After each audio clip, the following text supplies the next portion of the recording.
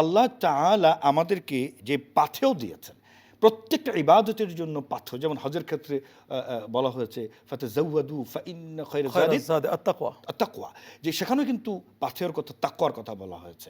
তো এই রমাদানের উদ্দেশ্যের ক্ষেত্রেও কিন্তু এই একই কথা বলা হয়েছে, পাথেয় হবে সেটা হচ্ছে এই তাকওয়া। বিকাশ পেমেন্টে 10,000 টাকার বেশি অফার, শপিং চলছে তো। এখন এই তাকওয়ার তো অনেক ধরনের পরিচয় আমরা জানি, অনেক ধরনের সংজ্ঞা আমরা জানি।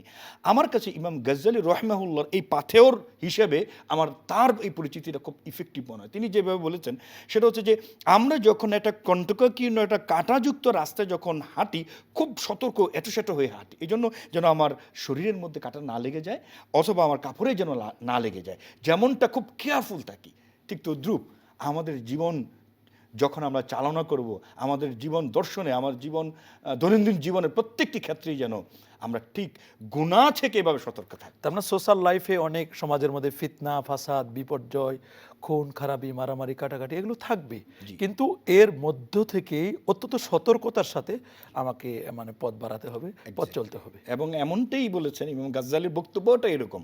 তাহলে পাথেয়টা আমার এভাবে হবে যে আমি এমন, পাথেয় মানে হচ্ছে পুঁজি, পাথেয় মানে হচ্ছে আমার ক্যাপিটাল, অর্থাৎ আমার এই যে আমলগুলি হবে, এই আমলগুলি তখনই আমল হিসেবে গণ্য হবে যখন এটার থেকে পাপ থেকে মুক্ত থাকা যাবে।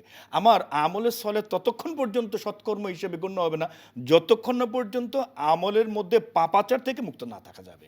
অর্থাৎ পাপাচার মুক্ত যদি আমাকে থাকতে হয় সেটাই হবে আমলের সলে, এবং আমলের সলেটা হবে আমার পাথেয়, আর সেটাই হলো তাকওয়া। ধন্যবাদ আপনাকে, আপনি খুব চমৎকার করে বলছিলেন।